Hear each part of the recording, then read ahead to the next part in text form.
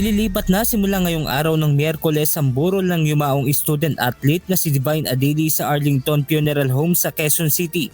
Sa opisyal na pahayag na inilabas ng Ateneo de Manila University, sinabi ng universidad na ito ay bilang paghahanda na rin sa repatriation ng mga labi ni Adili pabalik ng Nigeria at batay na rin sa kahilingan ng kanyang pamilya.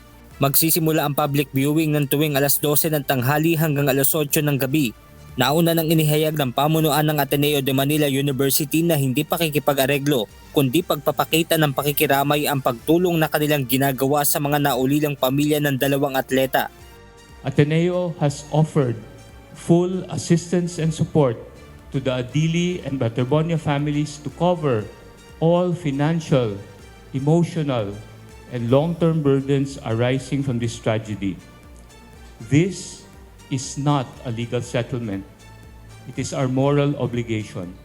Samantala, nagsimula na rin kahapon ang public viewing sa burol ni Rene Baterbonia sa kanyang hometown sa Talacogon, Agusan del Sur.